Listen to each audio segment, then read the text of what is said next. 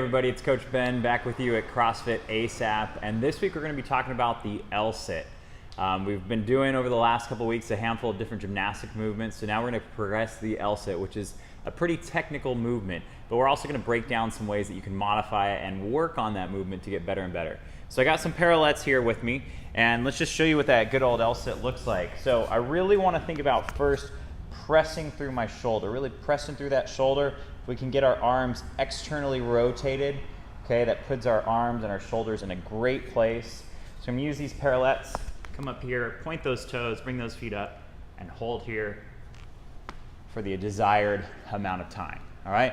Now, if you have some parallettes, the way you want to set these up, for most people that works really well, is to put your arm in here, and whether it's fingertip length, some people like to bring them into their knuckles, okay, that's a good distance to help support the shoulders as well.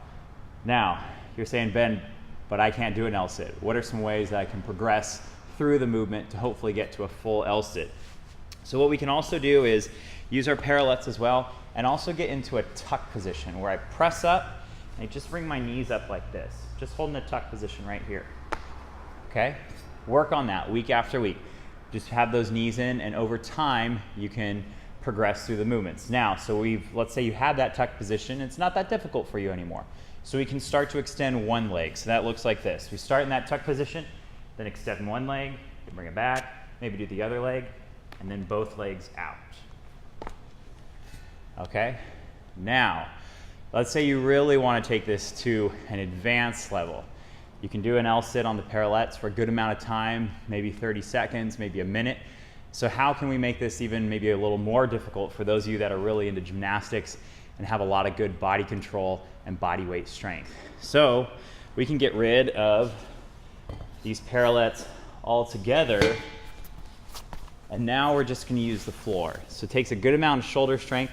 We're really going to have to push through, especially our fingertips, then into our shoulders to get our whole body off the ground. So our hands are just next to us. I like to think of, again, kind of externally rotating my arms. I'm going to press up and feet are pointed and I'm off the ground, fully supporting my body weight. Now, that is not easy and it takes a little time, so work on it, guys. Think of progressing over weeks, maybe months, just not over a day or two.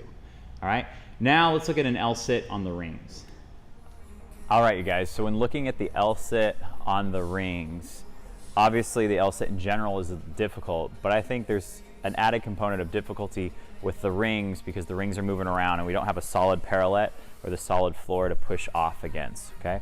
But very similar to the parallettes, how we can modify the movement is almost identical on the rings. So again, we're gonna press up and externally rotate that arm. So we're gonna jump up here, press up. Now, we can start by bringing our knees up and one leg up. Okay, it's a great way to start the modification process just by maybe getting into a tuck position, just bringing those knees up. Now, if you can hold that for 15-20 seconds, great. Now we can progress to getting our feet out in front of you. So we're going to jump up, really press up, then bring those feet up. All right, the L-sit. A tough movement, but great for core strength and just overall body control that I think anybody can really benefit from. All right, guys, we'll see you next week.